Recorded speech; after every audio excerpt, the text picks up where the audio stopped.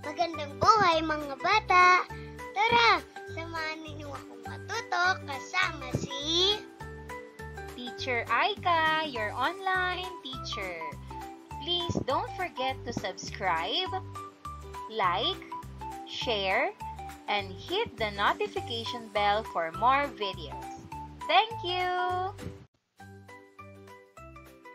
Matatag Curriculum, Araling Panlipunan, Grade 4, Quarter 2, Aralin 1. Ang ating paksa ngayong araw ay tungkol sa katangiang geographical bilang batayan sa paglinang ng yaman ng bansa. Ako si Teacher Aika, ang inyong online teacher.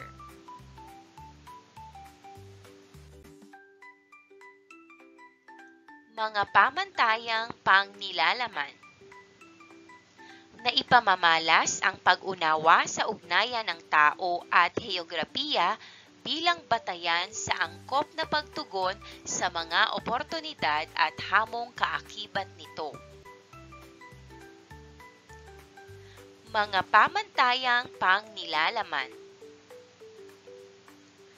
Nakabubuo ng gawaing nagsusulong sa pangangalaga at paglinang ng mga pinagkukunang yaman.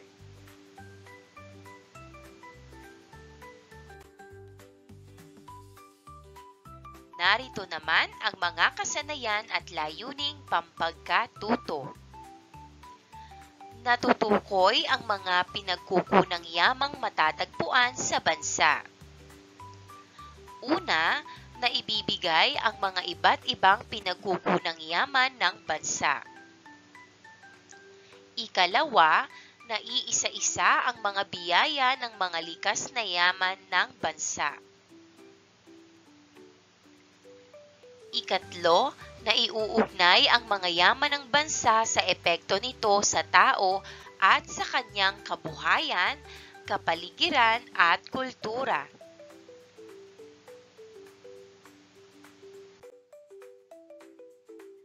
Mga nilalaman.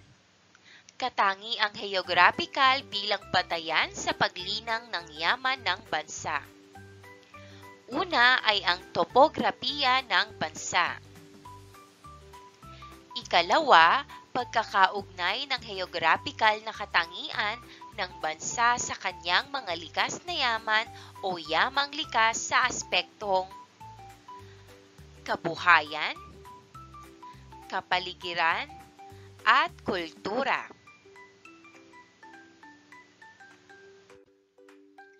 Magkaroon muna tayo ng maikling balik-aral.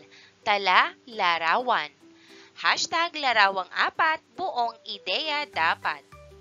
Sa pamamagitan ng mga grupo ng 4 na larawan, ang mga mag-aaral ay tutukuyin ang mga salita o ideyang inilalarawan na may ugnayan sa napag-aralang konsepto sa heograpiya.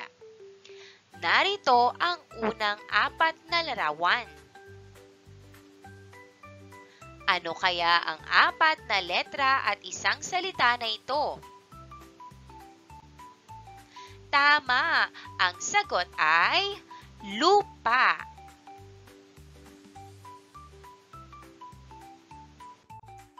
Ikalawa ay 5 letra at isang salita. Tama! Ito ay tubig.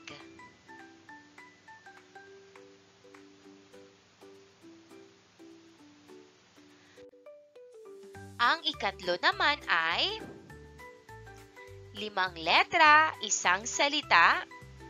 Ito ay tinatawag nating klima.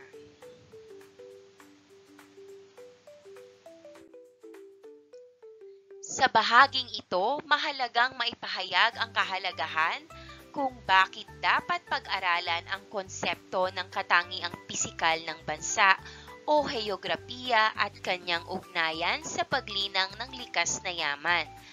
Maaaring makatulong na gabay ang mga sumusunod na tanong. Una, ano-ano ang mga maaaring makuha natin na biyaya mula sa mga iba't ibang anyong lupa at tubig ng bansa? Ikalawa, ano ang epekto ng klima o panahon sa pamumuhay ng mga Pilipino?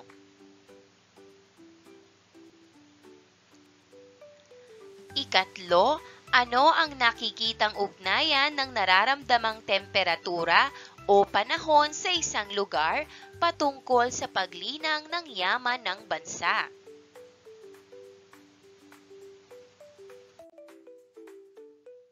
Ngayon naman, sagutin natin ang mga katanungan. Maaari ka ring magbigay ng sarili mong sagot para dito. Una, ano-ano ang mga maaaring makuha natin na biyaya mula sa mga iba't ibang anyong lupa at tubig ng bansa? Ang sagot ay biyaya mula sa iba't ibang anyong lupa at tubig. Mula sa mga anyong lupa, nakakakuha tayo ng mga produkto tulad ng bigas, prutas at gulay. Mula naman sa mga anyong tubig, may mga isda, pagkaing dagat at sariwang tubig na mahalaga para sa inumin at irigasyon.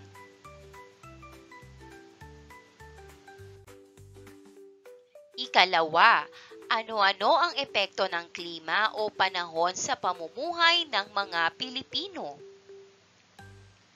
Narito ang maaaring sagot.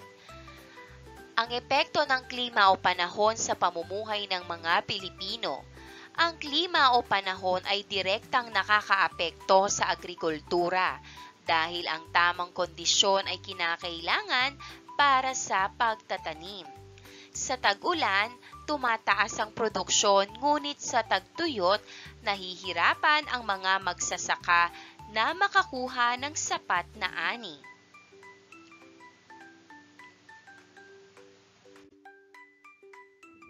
Ikatlo, ano ang nakikitang ugnayan ng nararamdamang temperatura o panahon sa isang lugar patungkol sa paglinang ng yaman ng bansa?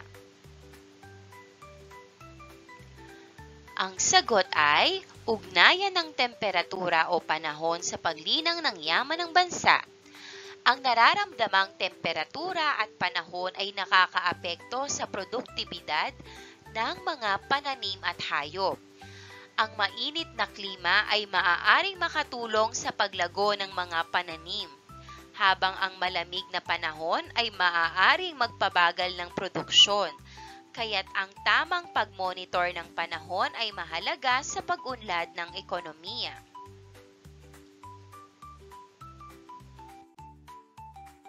Alam mo ba na ang ating bansang Pilipinas, lalong-lalo na ang kanyang heograpiya, ay natatangi dahil sa ito ay isang arkipelago na binubuo ng humigit kumulang na 7,000 na malalaki at maliliit na pulo. Dahil dito, hindi maikakailang ang bansa ay mayaman patungkol sa mga anyong kalupaan at katubigan. Bukod pa dito, kung ating titignan ang ating mapa at globo, ang Pilipinas ay tropikal na rehiyon na nakararanas ng 4 na klase ng klima ayon sa distribusyon. Isa-isahin natin. Ang unang uri ay maulan. Maulan sa mga buwan ng Hunyo hanggang Nobyembre at tuyo naman mula Disyembre hanggang Mayo, gaya ng mga lugar, Kanlurang Luzon, Mindoro, Palawan, Panay, at Negros.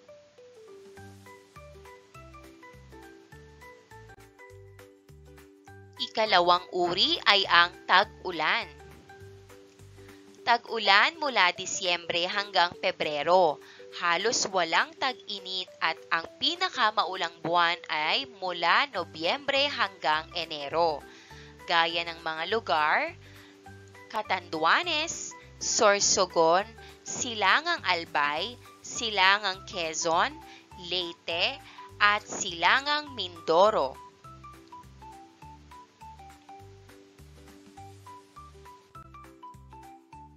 Para naman sa ikatlong uri o tag-init, tag-init mula Nobyembre hanggang Abril at tag-ulan ang natitirang buwan, gaya ng mga lugar na Lambak ng Cagayan, Silangan ng Mountain Province, Masbate at Timog Quezon.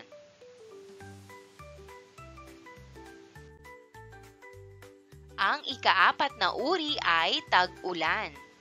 Tag-ulan, halos buong taon laging dinadalaw ng pag-ulan, gaya ng mga lugar na Batanes, Hilagang Silangang Luzon, Timog Kanlurang Camarines Sur, Albay, Marinduque, Kanlurang Leyte at Bohol.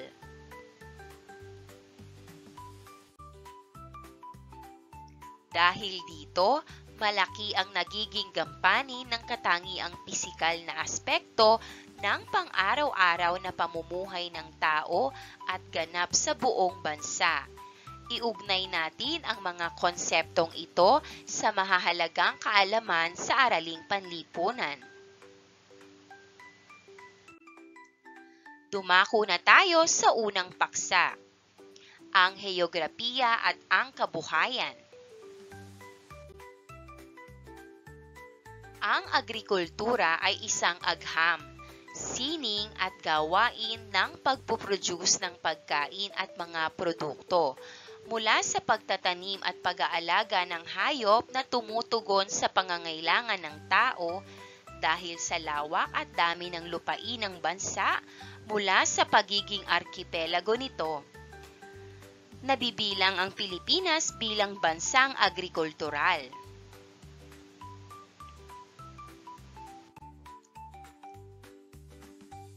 Bukod sa anyong lupa at tubig, ang natatanging katangian rin ng Pilipinas bilang isa sa mga bansa na tropikal na rehiyon ay maaaring kakitaan rin ng epekto ng klima o panahon ng bansa sa maaaring kabuhayan ng mga mamamayan.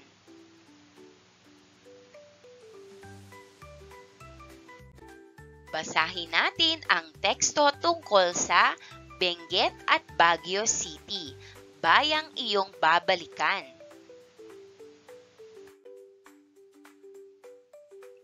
Matatagpuan ang probinsya ng Benguet sa rehiyon ng Cordillera Administrative Region o CAR.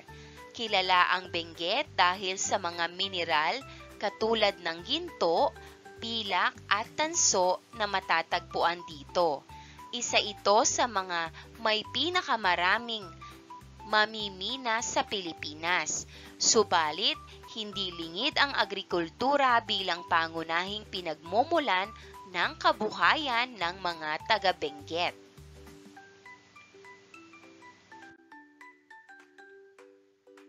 Tinagurian ang Benguet bilang salad bowl ng Pilipinas dahil naririto lahat ng gulay na makikita sa salad.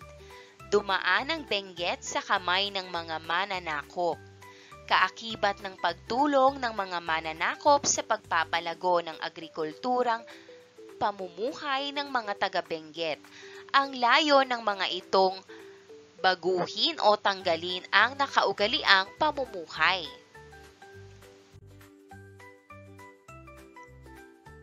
Dahil sa kanyang natatanging malamig na temperatura, ang Baguio City, na kinikilalang summer capital of the Philippines, ay naging sentro na rin ng kabuhayan ng mga mamamayan. Bilang isa ito sa mga karaniwang binibisita ng mga turista, ang kanyang angking ganda ay nagsisilbing malaking boost sa turismo ng bansa na nagbukas sa iba't ibang oportunidad ng pagnenegosyo. Ilan lamang dito ang mga pag-usbong ng iba't ibang shopping centers, mga naglalako sa mga iba't ibang tourist sites, mga hotel at marami pang ibang korporasyon.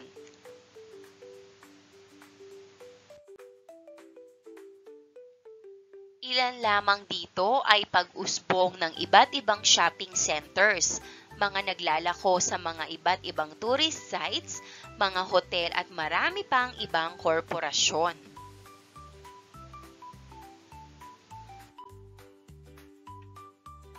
Pinatnubayang pagsasanay. Tanong, tugon, pampadunong. Una, mula sa kabuhayan, ano ang mga produkto at serbisyo sa Pilipinas na nagmumula sa mga katangiang geographical ng bansa? Ikalawa, paano ang mga katangiang geographical ng Pilipinas ay nag-aambag sa produksyon ng mga ito?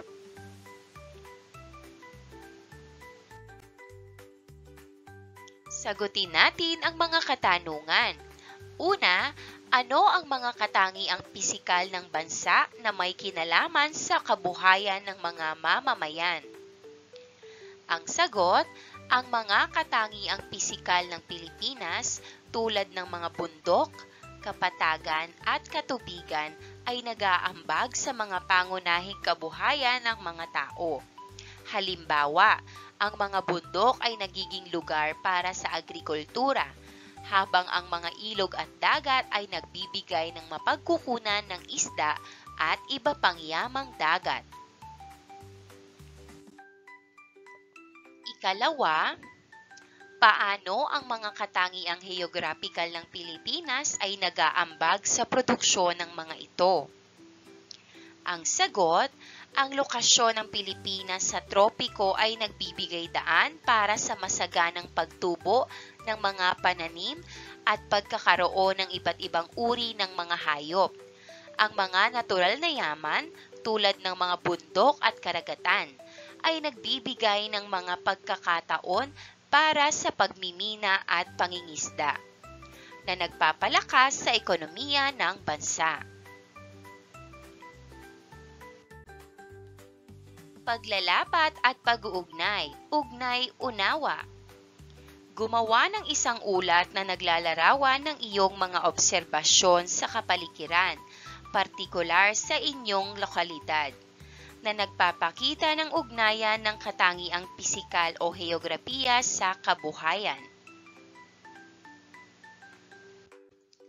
Narito ang talahanayan. Unang kolum ay katangiang pisikal o geographical, samantalang ang ikalawang kolum naman ay dulot nitong kabuhayan sa inyong lokalidad. Una ay anyong lupa. Ang mga anyong lupa sa amin ay mga burol, bundok at patag na lupa. Ang mga burol ay madalas na ginagamit sa pagsasaka, habang ang mga bundok ay pinagmumulan ng mga sariwang tubig.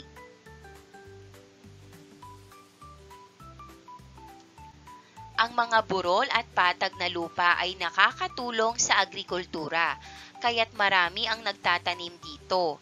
Ang pagkakaroon ng bundok ay nagbibigay ng proteksyon laban sa malalakas na hangin at nag-aambag sa magandang tanawin na pwedeng maging atraksyon sa mga turista.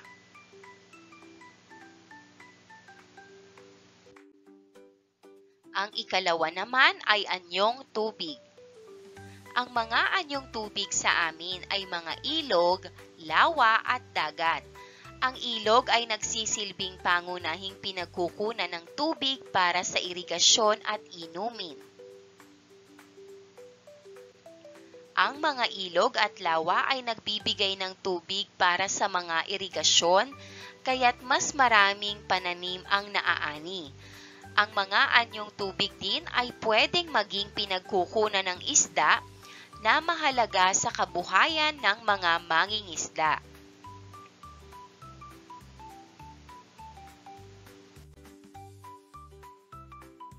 Ang ikatlo naman ay klima at panahon. Ang klima o panahon sa amin ay tropikal, kung saan may tag-init at tag-ulan. Ang tag-init ay mainam para sa pagtatanim ng mga pananim tulad ng palay at mais. Ang tropikal na klima ay angkop para sa maraming uri ng pananim. Sa tag-ulan, tumataas ang produksyon ng mga pananim, habang tag-init naman ay nagbibigay ng pagkakataon sa mga magsasaka na maghanda para sa susunod na ani.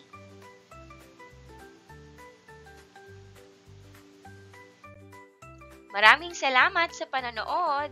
Huwag kalimutang i-like at mag-subscribe para sa higit pang educational content. I-click ang bell icon para ma-update ka sa ating mga bagong video. Salamat!